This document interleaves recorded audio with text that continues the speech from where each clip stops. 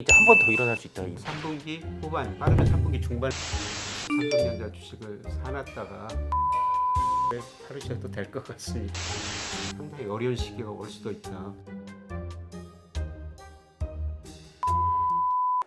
안녕하세요. 예, 한국거래소에서 매일 주식을 연구하고 있는 이승용 기자입니다. 오늘은 아주 귀한 분을 모셨는데요. 최근에 더욱 주목받고 있는 한국의 닥터둠 서강대학교 김용익 교수님을 모셨습니다. 예, 반갑습니다. 네, 반갑습니다.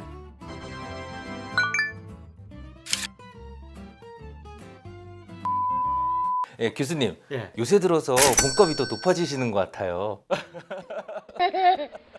여기저기서 찾아가지고요. 사실은 그 지난해까지는 그 주린이들이 이제 평생 하락장을 경험해 본 적이 없었습니다. 그래서 이제 교수님이 말씀하시는 거를 이제 한 귀로 듣고 한 귀로 욕하고 막 그랬죠. 예, 뭐 주가 오를 때 떨어진다고 말하면은 사실 좋아하실 분이 별로 없습니다. 그래서 욕을 많이 하셨던 것 같습니다. 아, 근데 요새 주린이들은요, 예, 그 교수님은 그냥 김용 교수님이라고 안 부릅니다. 예, 킹영이, 야 이렇게 부르죠. 킹 앞에 킹자를 붙입니다. 예. 하도한 편인 것 같고요. 오늘 특별히 그래도 딴 데서 하셨더라도 그래도 예. 한 번 더 강조하고 싶은 말씀들이 있으시잖아요. 예, 예. 그래서 제가 이렇게 모셨습니다. 뭐 예. 자유스럽게 질문하시면요, 저도 아주 자유롭게 대답드리겠습니다.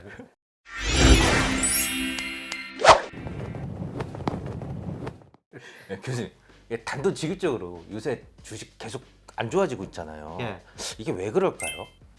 그거는 가장 중요한 게 경기 둔화죠. 경기 국면을 보고 주식 비중 자산 배분을 해야 된다는데요. 한 가지만 보셔도 돼요. 선행지수 순환 변동치. 이게 앞으로 경기를 예측하게 되는 대표인 지표거든요. 이게 작년 6월을 고점으로 7월부터 꺾였어요. 올 3월까지 계속 떨어지고 있거든요. 그래서 선행지수 순환 변동치가 떨어진다는 건 앞으로 경기가 나빠진다는 겁니다.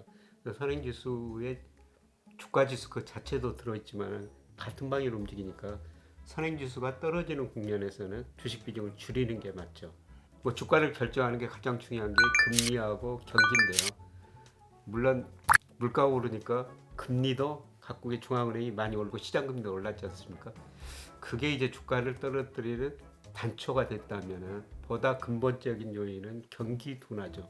교수님, 아무래도 최근에 예. 뭐 인플레이션이 돼가지고 원자재 가격 상승하다 뭐 이래서 경기 둔화를 예고하는 그게 이제 현실화되고 있잖아요. 예, 그 최근에 근데 지난 2년을 생각해 보면 코로나 그 19 이후에 유동성이 엄청 풀렸단 말이에요. 예, 돈이. 예, 예. 그럼 이게 다시 줄어들면서 또 다시 이제 지금 또 다시 위기가 오는 거 아니냐 이런 걱정도 좀 있는데 어떻게 보세요?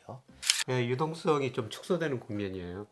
예, 우리도 그 단기 부동자금 이게 증가율이 많이 이거 낮아졌고요. 특히 유동성 측면에서 보면은 저는 마샬 K라고 그러거든요. 단지 그 통화량 증가뿐만 아니라 실물에 비해서 돈이 얼마나 증가했느냐. 뭐 미국이나 우리나라나 그 2020년 코로나 경제이기 때문에 돈이 굉장히 많이 풀려 이게 수직으로 증가했거든요.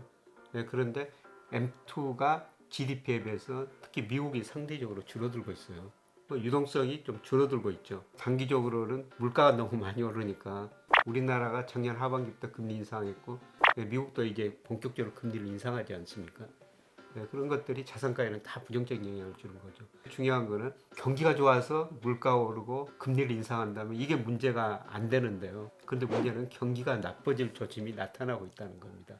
그래서 주가를 결정하는 거시경제 측면에서 가장 중요한 게 금리하고 경기인데 둘 다 주식시장에는 부정적으로 작용하고 있다는 거죠. 교수님, 최근에 이제 코스피를 보고 싸다 뭐 이렇게 하시는 분들이 좀 조금씩 다시 생기고 있어요. 늘어나고 있죠. 그러니까 지금 주식을 들어가는 게 과연 현명할까요? 아니면 조금 더 지켜보는 게 나을까요? 그래서 그거는 이제 단기하고 장기로 나눠서 볼 수 있는데 단기는 좀 들어가셔도 될 것 같습니다. 예, 제가 그 작년 하반기부터 우리 주가가 많이 떨어질 수 있습니다. 우리 주가하고 상관계수가 제일 높은 게 일평균 수출 금액이거든요. 뭐 수출도 증가했지만은 뭐 작년 4월 같은 경우 코스피가 일평균 수출에 비해서 한 40%는 가대평가됐었어요. 예, 그 뒤로 이제 주가는 한 20% 이상 떨어지고 그다음에 수출은 증가하다 보니까 올 2월부터는 주가 코스피가 일평균 수출 금액을 좀 저평가하고 있거든요. 단기적으로는 뭐 주가 저평가됐으니까 주식을 사셔도 될 것 같습니다. 비중을 늘려도 될 것 같습니다. 네, 그러나 이게 주가 상승의 추세적인 상승면은 아니고요. 뭐 작년 뭐 6월달에 우리 코스피가 3,300이 넘었지 않습니까? 그걸 넘어서려면 경기가 좋아져야 돼요. 예, 그런데 우리나라 경기를 나타내는 대표적으로 나타내는 동행지 순환 변동기 현재 경기를 나타내는데요.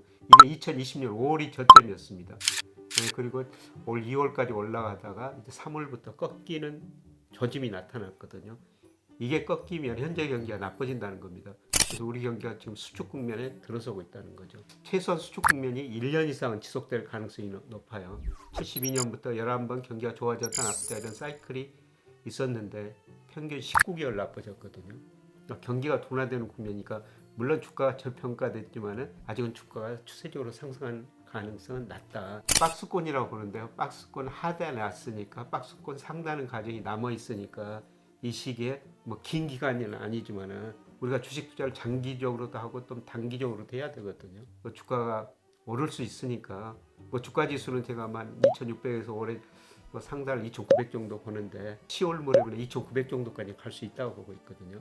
네, 그 사이에 주식 투자를 좀 하시는 것도 괜찮을 것 같다. 저랑 이제 반년 전에 인터뷰도 하셨는데 예. 그때 이제 가장 파격적인 말씀이 그거였어요. 삼성전자 주가가 6만 원 중반대까지 떨어질 수 있다. 예예. 모두들 그거를 보고 말도 안 된다라고 생각했었거든요. 와, 근데 얼마 전에 64,800원인가요? 예예. 와, 이거 진짜 보고 놀랐습니다. 삼성전자 주가 요새 좀 많이 힘들잖아요. 예. 좀 원인이 어디 있다고 보세요? 지금 뭐 1분기 이익 정말 많이 냈죠. 매출액도 네. 많이 냈고요. 네, 그런데 삼성전자도 결국 경기 관련주거든요. 미국이나 우리나라나 경기가 정점을 치고 수축 국면에 들어선다는 거죠. 앞으로 경기가 나빠지면 삼성전자 매출이나 이익도 줄어들 것이다.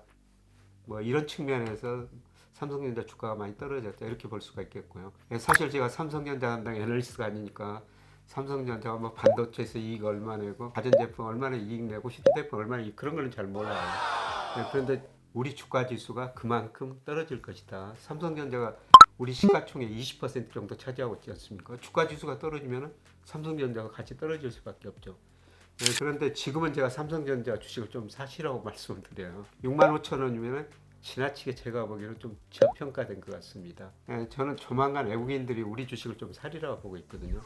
사실 그 작년 2월만 해도 외국인들 우리나라 삼성전자를 55% 정도 가지고 있어요.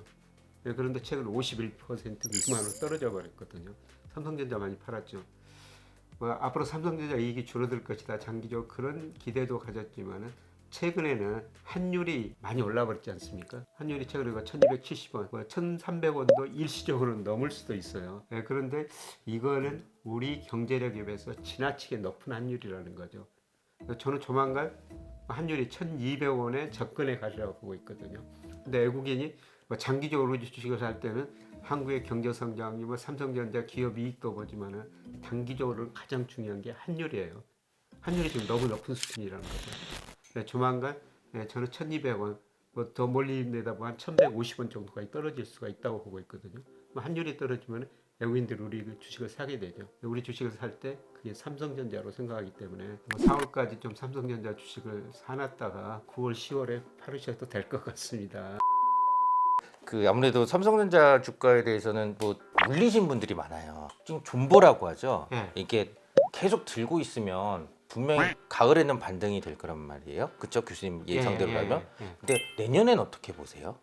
내년 상반기는 다시 한번 떨어질 것 같아요. 내년 상반기에는 전 세계 경제가 미국을 중심으로 경기 침체에 빠질 가능성이 높거든요. 물가가 높으니까 경기는 둔화되고 있어요. 예를 들어서 지금 미국 1분기 경제 성장률이 연율로 마이너스 1.4% 나왔습니다. 마이너스 성장했어요. 물론 그 소비하고 투자는 증가했지만은 수입이 워낙 많이 증가하다 보니까 마이너스 1.4% 성장했습니다. 마이너스 성장한 거죠. 그런데 물가가 8%니까 경제는 나쁜데 물가는 높으니까 금리를 올릴 수밖에 없죠. 앞으로 5, 6, 7월 달에 미국이 빅스텝 한다 이런 이야기가 나오고 있으면 이게 금리를 올리면 올릴수록 앞으로 자산가가 더 떨어질 수가 있거든요. 소비 투자가 줄어들 수가 있어요. 특히 지금 미국 회사채 수익률이 굉장히 많이 올라가고 있거든요. AA 등급은 한 4.2% 정도 되고요. BBB 등급 이런 것들은 한 5%가 넘어버렸어요. 그리고 미국 기업 부채가 GDP 대비 50%거든요. 물론 다른 나라에 비해서 낮지만 미국 역사를 보면은 미국 기업 부채가 GDP 대비 50%되면은 미국 경제가 그 그 뒤로 위기를 한번 겪었습니다. 뭐 경기도 나쁜 상황인데 이렇게 금리를 올리면은 내년 가서 소비 투자가 줄어들면서 미국 경기가 침체에 빠지고 미국 GDP가 세계에서 25%나 차지하고 있기 때문에 다른 나라도 마찬가지로 어려워질 것 같습니다. 그래서 내년 상반기에는 다시 한번 더 어려워진 시기가 올 거라고 보고 있습니다. 물론 그런 시기가 오면은 또 모든 자산을 싸게 살 기회가 되는데요. 지금 제가 말씀드린 것은 뭐 주가가 지금 10월까지 상승합니다. 이게 뭐 3,300이 넘은 추세적인 상승이 아니라 지금 지나치게 저평가된 상황에서 일시적인 반등이고요. 추세적으로는 아직 상승 국면은 아니다. 네. 교수님 아무래도 얼마 전에 그 미국의 그 장단기 금리차가 역전되는 예, 예. 일이 일어났어요. 그래서 예. 보통 이거 장단기 금리차가 역전된 이후에 보통 한 1년 반 정도 지나면 이제 경제 공황급 위기가 왔다. 예. 이런 전례들이 있었잖아요. 예. 그러니까 아무래도 그 금리를 미국이 갑자기 올리면 아까 말씀하신 대로 부실 기업들이 줄줄이 도산하는 뭐 이런 일들이 일어날 수 있다는 말씀이신 거죠? 예, 예, 그렇죠. 그러니까 장단기 금리차가 역전됐다가 다시 그 정상화됐는데요. 과거 보면 장단기 금리차가 역전되면 시차의 문제지 반드시 경기 침체가 왔었거든요. 예, 그런데 지난번 장단기 금리차는 저는 별 의미가 없다고 생각합니다.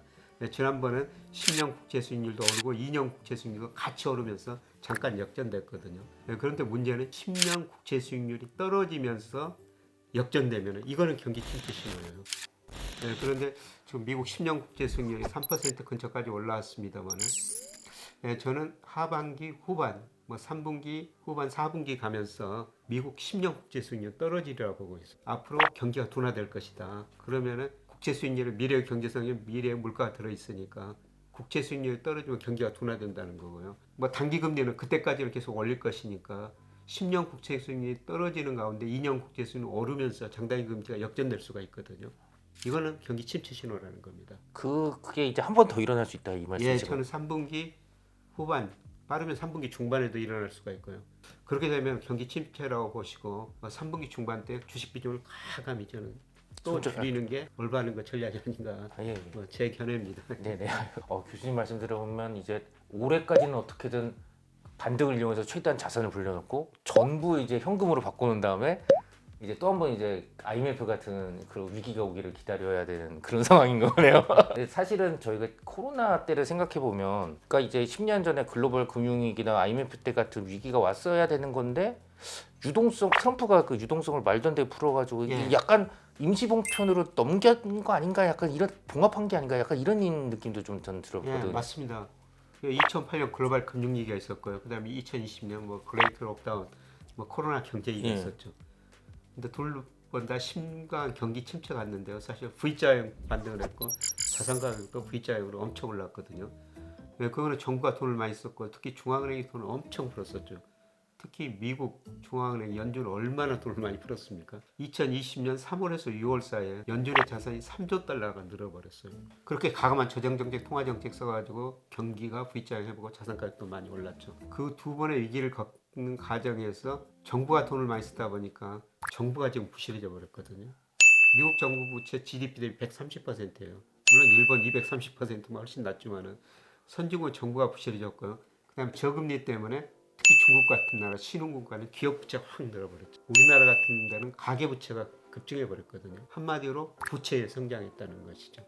금리가 낮다 보니까 돈을 많이 풀다 보니까 자산가의 거품이 엄청나게 발생했거든요.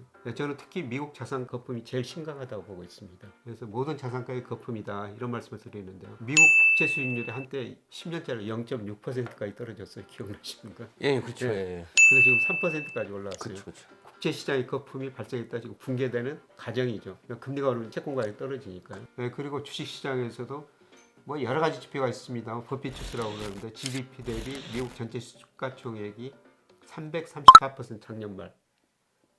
네, 지난 10년 평균이 180%거든요. 역사적으로 가장 거품이 발생했죠. 네, 그리고 우리 집값 많이 올랐다고 그랬지만 사실 미국 집값이 우리보다 훨씬 더 많이 올랐어요. 뭐 페이스 실러 20대 도시 집값을 발표하는데요. 2013년부터 올 2월까지 무려 119% 올랐습니다. 우리보다 더 많이 올랐어요. 2006년 미국의 금융위기가 왜 시작됐냐면은 그때 집값이 엄청 올랐지 않습니까? 그래서 그거를 담보로 금융회사들이 여러 파생선을 만들어서 팔았는데 뭐 집값이 떨어지니까 거기서 문제가 발생하면서 미국에서 금융위기가 왔지 않습니까? 근데 그때보다도 미국 집값이 지금 훨씬 더 높은 수준이에요. 명목 가격뿐만 아니라 실질 가격도 소비자 물가를 보는 실질 가격도 더 높은 수준입니다. 그래서 제가 보기에는 채권 시장, 주식 시장, 부동산 시장 다 거품이 발생했는데요. 지금 채권 시장이 거품이 제일 먼저 시작됐다. 예, 붕괴되기 시작됐다. 붕괴됐다. 10년 국제 0.6에서 3%까지 올랐으니까 채권 가지고 계신 분들은 정말 엄청난 손해를 봤을 거예요. 그 다음에 이제 주식이 시작되고 있거든요. 나스닥 지수가 고점에서 20% 이상 떨어졌지 않습니까? S&P 500, 다우지수는 아직도 견조하게 견디는데요. 이것들도 제가 보기에는 내년 상반기에 한번 붕괴될 것 같습니다. 주택 가격도 거의 정점 무렵이라고 생각하죠. 그래서 이런 모든 자산 가격이 금리 인상, 경기 둔화로 붕괴될 가능성이 높고요.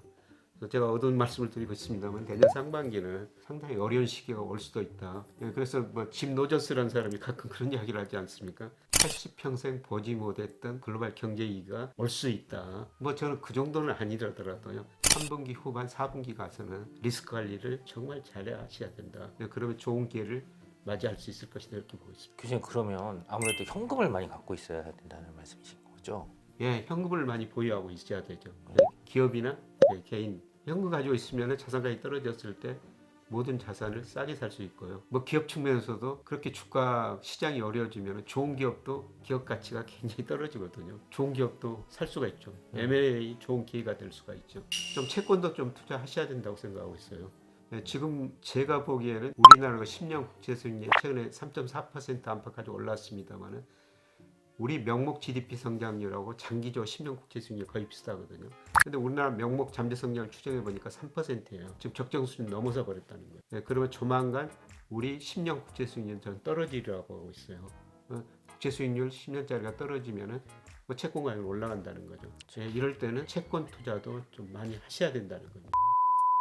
교수님, 그 아무래도 최근에 우리나라 사람들이 서학개미라고 하잖아요. 네. 미국 주식도 많이 사고 하는데 교수님은 이제 미국 주식은 좀 거품이 많으니까 이제 그 동남아나 네. 신흥국 위주로 좀 알아보는 게 좋지 않겠냐는 지론을 펼치셨어요. 네.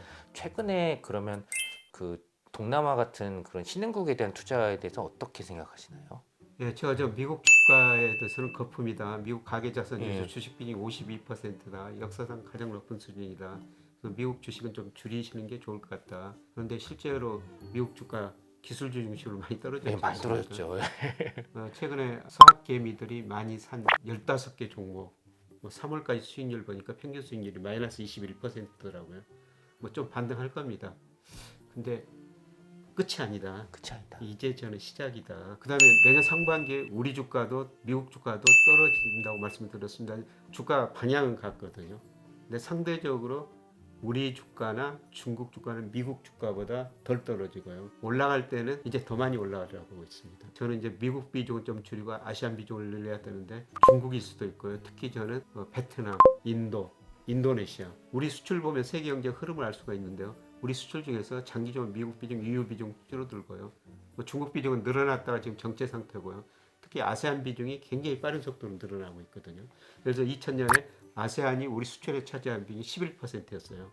그런데 올 4월까지 통계 보니까 무려 18.9%. 우리 수출이 그렇게 는다는 것은 그들 경제가 아주 높은 성장을 하고 사람들이 소비를 많이 하고 있다는 것이죠. 장기적으로는 앞으로 10년은 미국보다는 아시아 쪽에 비중을 늘려야 된다. 최근에 주식 투자한 사람들은 지난 10년 동안 보면 미국 주가가 오르기만 했어요. 그렇죠, 그렇죠. 네, 그래서 미국 주가는 오른다고만 생각하시는데, 근데 2000년 IT 거품이 붕괴되고 미국 주가가 제자리 오기는 10년이 걸렸습니다. 2000년에서 2010년까지 미국 주가가 제자리 걸음을 했어요. 특히 S&P 500 월평균 수익률을 보면 마이너스였거든요. 그때보다 제가 보기에는 미국 주가 거품이 심각하다는 거죠. 앞으로 10년 저는 미국 주가 그냥 자리 압박수권 아니면 많이 떨어질 수 있다고 볼 수가 있어요. 그래서 저는 미국 주식 비중보다는 앞으로 10년, 5년은 아시아 비중을 좀 더 늘려야 된다. 주린이들은 최근 같은 이 하락장을 경험해 본 적이 없잖아요, 평생. 예. 지금 굉장히 당황해서 지금 이거를 계속 가야 되냐, 손절해야 되냐, 막 고민들이 되게 많아요. 예. 또 주식에서 아예 떠나시는 분들도 다시 생기고, 그렇죠? 예. 이거 또 어떻게 접근해야 되는지 이거 좀 조언 좀 해주실 수 있나요? 제 아내 이야기하면 딱 맞을 것 같습니다. 제 아내가 주린인데요. 그 2020년에 어디 가나 다 주식 이야기했죠. 뭐 친구 모임 가도 주식 이야기하고 그 이전에 주식 투자를 한 번도 안 했거든요. 근데 2020년에 주식 투자를 시작한 겁니다. 근데 그해 코스피가 31% 올라가지고 사실 뭐 어떤 주식이나 사도 거의 다 올랐었거든요. 이 돈 벌었다고 표정이 굉장히 좋았었어요. 근데 작년 하반기에 주가가 왔다 갔다 하니까 지루하다고 그럽니다. 근데 최근에 주가가 20% 떨어졌지 않습니까? 요새 뭐라고 하는지 아세요? 왜 내가 주식시장에 참여했지? 주식 꼴도 보기 싫다. 이런 이야기를 하거든요. 아내가 그런 이야기 할 때 주가라는 것은 장기적으로 상승한다. 그냥 보지 말고 기다려라. 무슨 종목 가지고 있는지 한번 보자. 그랬더니 40여 개 종목을 가지고 있어요. ETF네요. 그냥 저 기업 분석 안 하고 기업 분석 재무제표도 모릅니다. 그래서 15개 종목 한번 줄여보자. 그래서 좋은 종목은 분명히 오른다. 그래서 제 가까운 친척이에요. 삼성전자가 애들도 유학을 보냈다고 그러거든요. 돈이 생길 때마다 삼성전자 주식을 계속 산 거예요. 근데 삼성전자가 시점에 따라 다르지만 장기적으로 100배 가까이 올랐거든요. 그렇죠. 또 삼성전자 주식을 사가지고 시세 차익도 누리고 또 매년 배당을 받았지 않습니까? 우량 종목 같으면은 기다리면 되는 거예요. 주가는 장기적으로 오르거든요. 네, 그런데 이제 종목에 따라 좀 다를 수가 있죠. 매년 그 코스피 코스닥에서 한 30-40개가 퇴출당해요. 부실해져가지고. 그쵸. 그런 기업 주식 가지고 있다는 안 된다는 겁니다. 네, 특히 제가 그 젊은 사람들 보니까 수익률이 상대적으로 낮더라고요. 두 증권에서 통계를 보니까. 그래서 왜 그런가 봤더니 두 가지예요. 우선 그 젊은 분들은 축적된 금융자산이 없으니까 투자 금액이 처음에 적을 수밖에 없죠. 근데 그 돈을 빨리 불려야 되겠다 이런 생각 가지고 신용융자를 쓰더라고요. 증권사에서 돈을 빌려가지고 주식을 삽니다. 그런데 그 이자도 높고 장기로 빌려주진 않거든요. 단기 투자를 할 수밖에 없죠. 그리고 욕심이 앞서가지고요.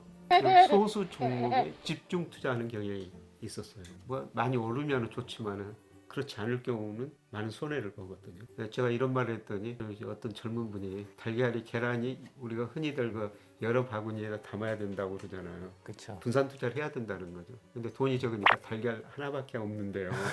그래서 집중 투자할 수밖에 없다. 증시 전문가가 같이 방송에 나왔었는데 계란을 메추리알로 쪼개가지고 한 5개 정도 쪼개가지고 가지고 있어라. 이건 저는 맞는 말이라고 생각해요. 정말 한 종목에 집중 투자하는 거는 정말 바람직한 일은 아니라고 생각하고 있습니다.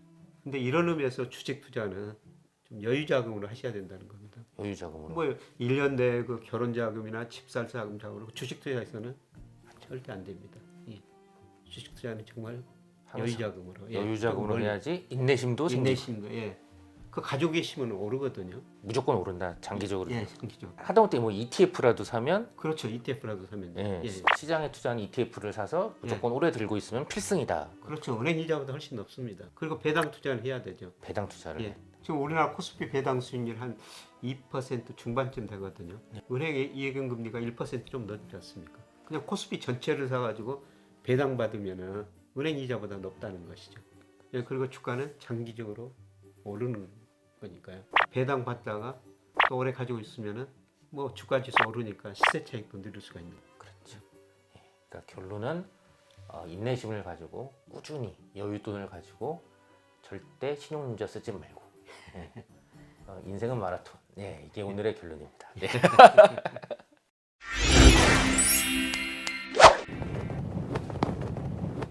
한 가을쯤에 한 번 또 나오셔서 이제 주식 파세요 딱 이렇게 얘기하시면 될 것 같아요. 형님보다 하반기에 주식 파세요 했다 요거도 보는데 교수님은 그 세간의 오해와 달리 네, 사라고 할 때는 적극적으로 사라고 하시는 겁니다. 네, 주린님은 지금은 살 때입니다. 네, 사서 반년만 보유하세요. 예, 일단 시청해 주셔서 감사합니다. 예. 고맙습니다.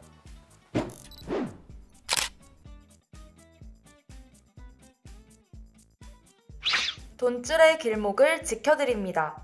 머니방위대의 다른 영상도 즐기시려면 구독 버튼을 꾹 눌러주세요.